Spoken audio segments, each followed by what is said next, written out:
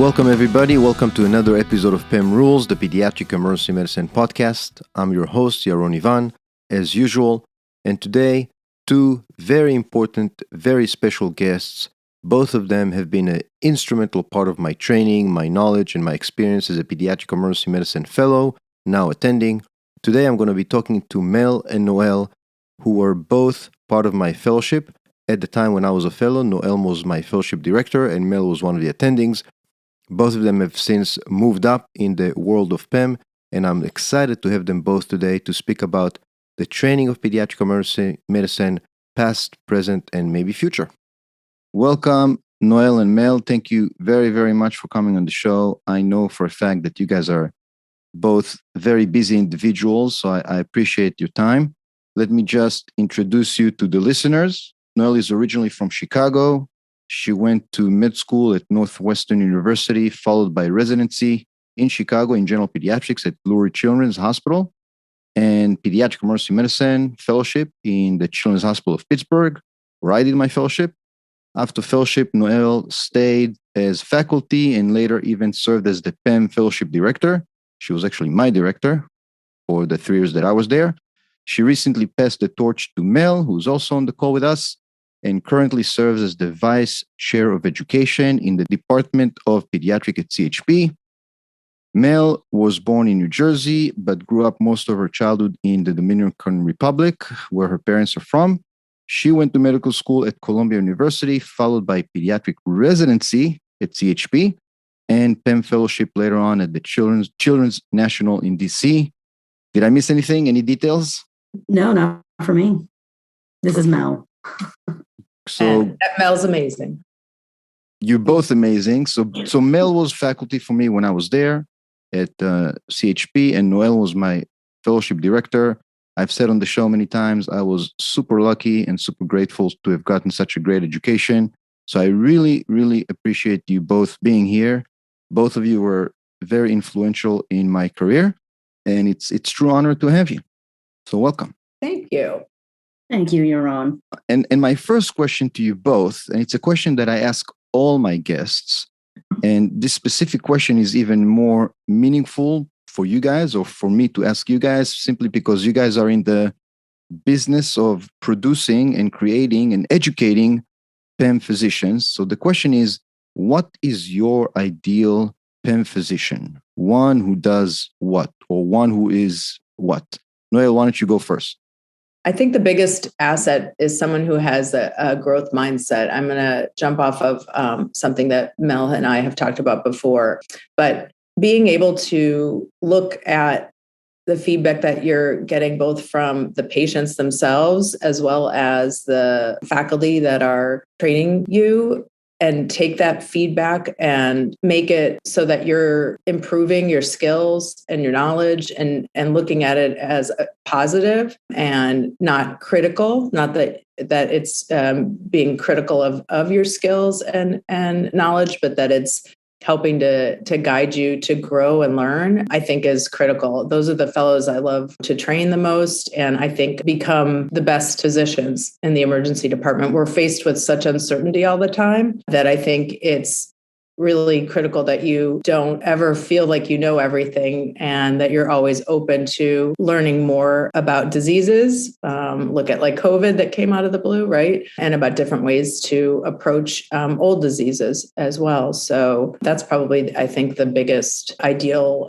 feature of a physician in general. But for pediatric emergency medicine, I think that's key.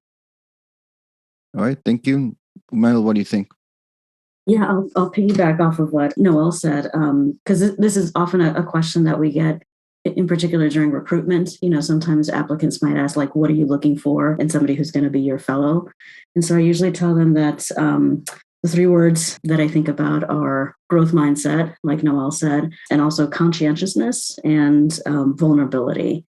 And so, I think over, now a decade being a PEM physician, sort of getting a lot of growth as an individual and as a professional, you realize that so much of the work that we do is really sort of in this realm of its uncertainty. And we're usually making decisions with families with limited information. So being able to have that intellectual humility that usually comes with, being vulnerable, understanding what your limitations are, recognizing that you need help, that we're not an island as physicians, and that takes the whole healthcare team to take care of children's and their family. That's really crucial. And then, like Noel said, having that growth mindset, which helps us to be lifelong learners. And I always sort of talk to our fellows about usually learning hurts a little bit. It's a little uncomfortable. So just always being comfortable being on that uncomfortable learning edge. So people that are willing to do that, sort of willing to be in that space. Very nice. Oh, I completely agree with both comments. And it goes back to, I guess, what I learned from you guys, maybe subconsciously, but I tell my residents, residency and fellowship and training is not about being great, it's about getting better. So whatever your starting point was, you just need to get better by reading, seeing more patients, learning, etc. So I agree with that. Thank you. And one of my rules that I think I also learned somewhere at CHP is good feedback is best served warm. So best to give your trainees feedback at the very end of the shift when everything is sort of fresh in their mind, as opposed to a week or two later when nobody remembers anything because all the patients are kind of jumbled in your head. So no, those are really, really good comments. I appreciate that.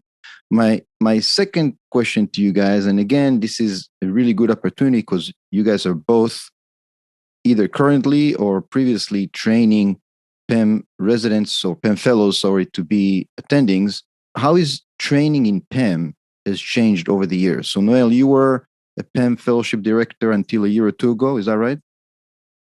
2020. Yeah. 2020. Yeah. And 2004 to 2020.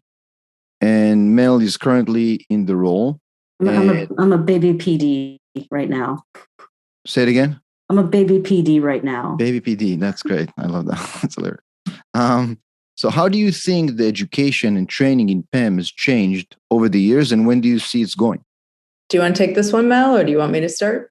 Yeah, no, I'll go first. I would say probably the thing that I feel is most different, even from when I started fellowship in 2010, is POCUS. So I remember we had just one faculty where I did fellowship who was, had just was in the midst of, I think, completing her fellowship. And she was starting to sort of integrate it into our program as fellows.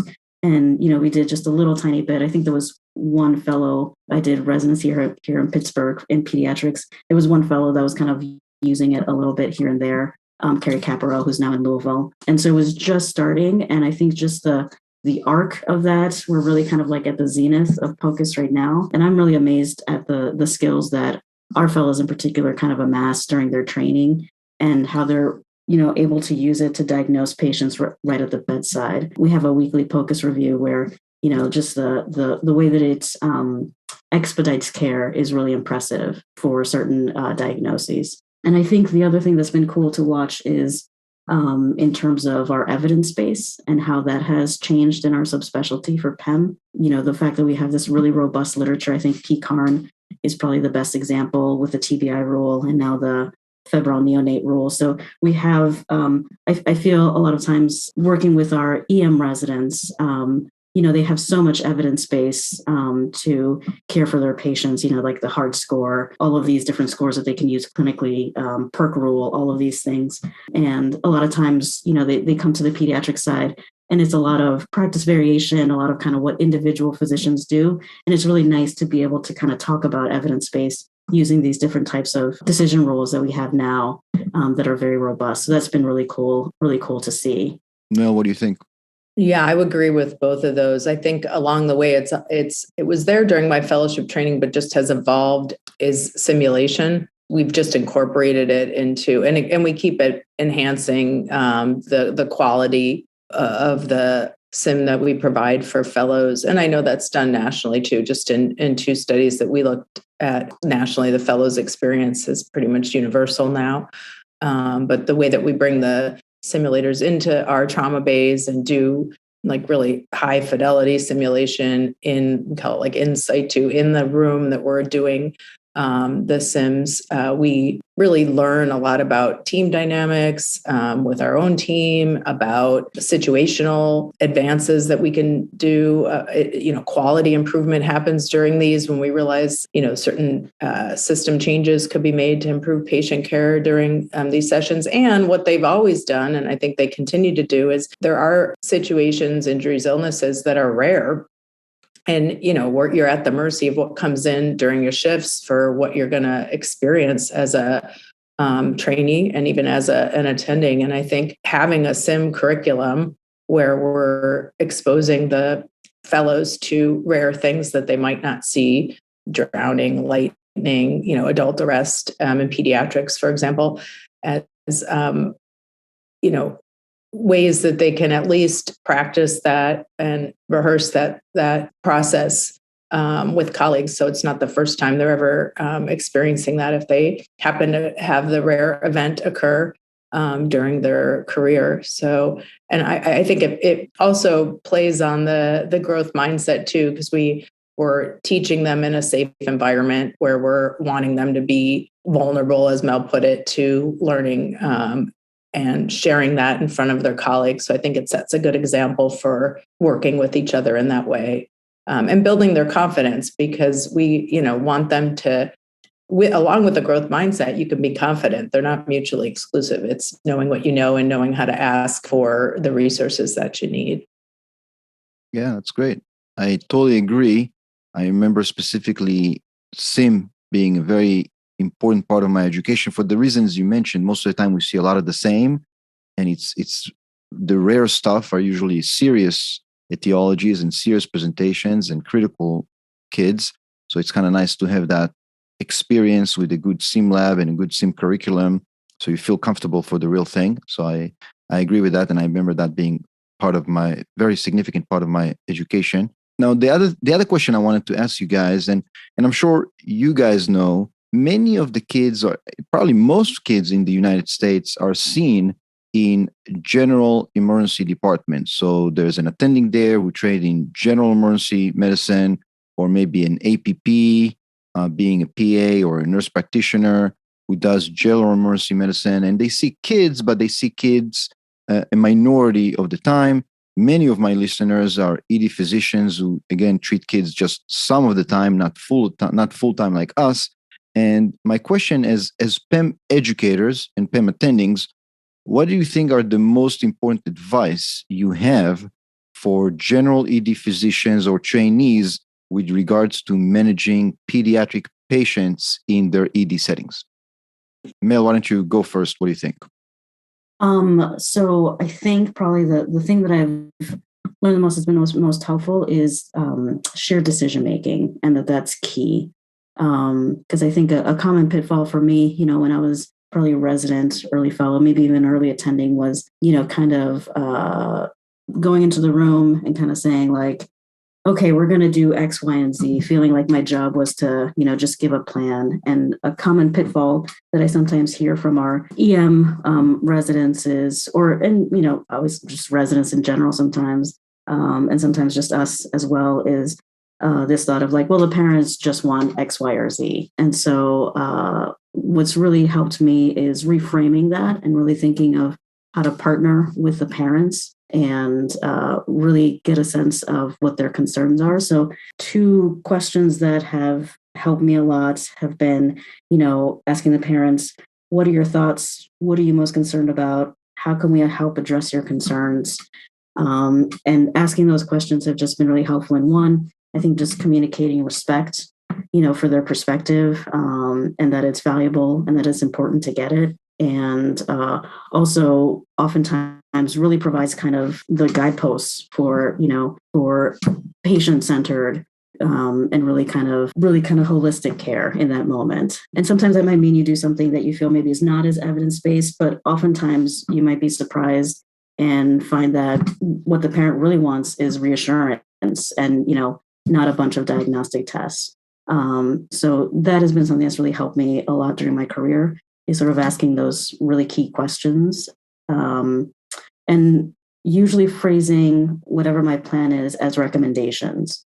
Because I think oftentimes there's there can be a lot of absolutism, especially as you gain more knowledge and experience. We can start to think that what we do is always sound and always right. And I have found that by just saying like, this is the plan that I recommend. These are kind of the next steps that I think make sense for your kids' care. I think helps to leave the door open for the parents to then, be able to assess that, as opposed to, this is what we're going to do, making it seem like the parents don't necessarily have a say in what's going on. And then I think in particular, I did a rotation fellowship where we did rotate through a community ED, and it was actually a really great experience. And one of the things that was very common was it was still one of those places where the pediatricians would actually admit their patients to the hospitalist floor, and so I would do a lot of phone calls to pediatricians in terms of asking them about their kid who's in the ED, figuring out kind of follow-up care. Do they want to admit this kid? And so that's something that I still do now. So really partnering with the pediatricians as well when you're seeing kids.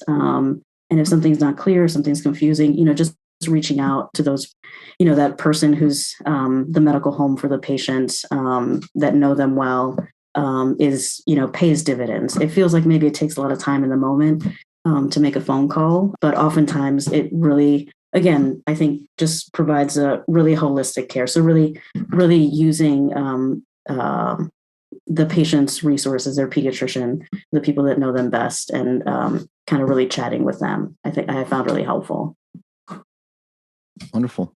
Thank you. I would agree with that wholeheartedly. And I was thinking about the last thing that you talked about, connecting with the pediatrician as you were talking, Mel, because I think I don't think we do that enough. And my experience came from being a primary care physician for a couple of years in between residency and fellowship, and how important it is to connect and how useful that is for the parents. I think that handoff is huge. And I think especially in the community, and I think it's something that could be used even in our academic centers a little bit more as well. I think also making along the lines of what Mel said, but in discharge planning, really along with the shared decision making, making sure that they're comfortable with the plan. I often will ask, to the parents, are you comfortable with this plan? Because it allows them to say what they're not, comfortable about. And in addition to that, asking what other questions do they have instead of do you have any questions, makes them feel also open to asking more. I think one of the things that's important is to make sure that as they leave, they feel empowered to reach out to the pediatrician, to come back 3 hours later if something changes that we didn't anticipate. So I think that is a key thing that we do, not just diagnosing, but prognosing and helping them, empowering them to be open to and what's going to happen and what we would expect to happen with the disease process. One of the rules that I have in my head is I try to always ask, what questions do you have, at least 3 times before I leave the room, to really make sure, because sometimes when you ask the first time, parents may not necessarily be able to verbalize something right away. So I try to at least ask it like 3 times. So I guess you'll both be very happy to hear that dozens, maybe hundreds of trainees in Florida have learned the same, because that's what I teach them. And that's what I learned from you guys. And I remember, Noel, specifically learning that from you, ending the discussion with, what questions do you have? Like, expect some questions, encourage some questions. So I totally agree with that. So your teaching and your philosophy has gone beyond Pittsburgh, just so you know. And I agree with all those comments. The other thing that I would add that I often do is when I have a child that I know has a URI, no big deal, and the kid is fine, but I can see that my anticipatory guidance is just not working, and mom is still, or dad still looks worried. What I tell the residents, and it's one of my rules, pinpoint the concern.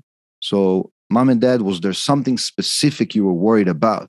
And then they say pneumonia, and then you get a chest x-ray and you make sure there's no pneumonia, even though you didn't think the chest x-ray was needed, there was no evidence for it, etc. But if the parents need a chest x-ray for their reassurance, I think that's fine to do.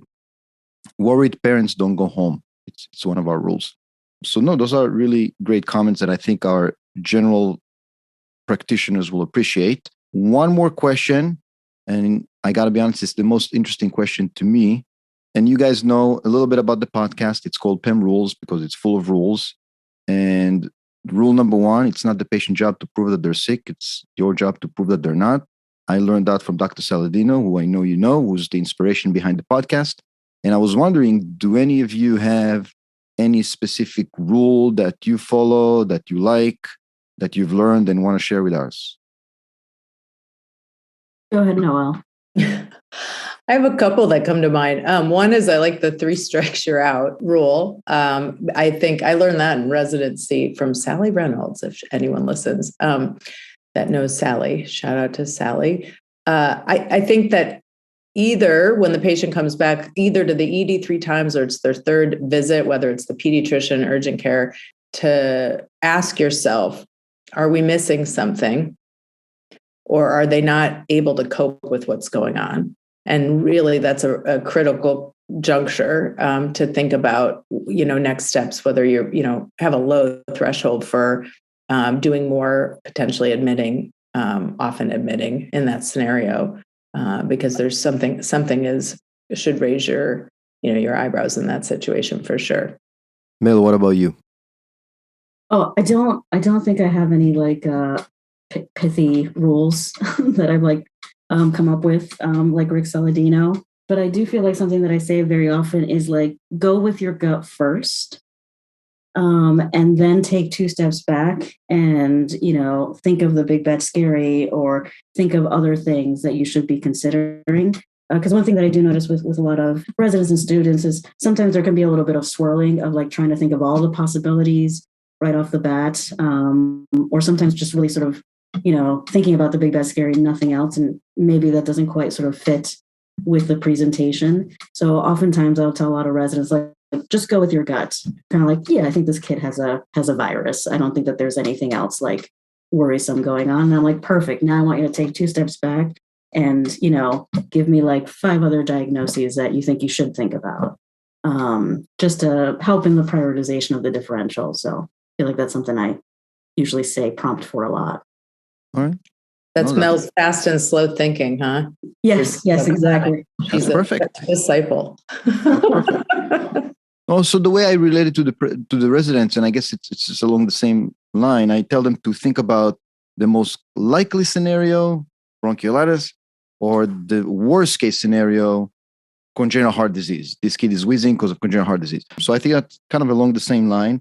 I also heard you saying, Mel, and I guess I'm going to, with your permission, add it to my rules, is make a recommendation as opposed to tell the parents what's going to happen today.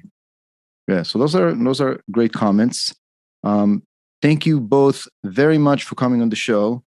I have a little habit that I do, or a custom that I try to do in the show, is dedicate the outro or make the outro a request by the people I interviewed, and I failed to ask you what music you like and what you want to hear. I imagine you both like Queen and Freddie Mercury. Oh yeah, both like who? Queen, Freddie Mercury. Yes, that's a good choice. So how about Another One Bites the Dust for an outro? It's kind of for pediatric emergency medicine, but it's a great song. No, it is perfect for PEM. All right, so we're going to work on Another One Bites the Dust. It's a great baseline. And again, thank you guys very much for coming on the show. Really, really appreciate it. Thank you, Yaron, for the opportunity. Thanks, Yaron. This was wonderful. Thank you. And that is it for today, guys. Thank you very much for listening. I hope you learned from Mel and Noel, 2 instrumental people in my education. I hope you check out PEM Rules, subscribe to the newsletter, and check out the website. And of course, any feedback is welcome. This is Another One Bites the Dust.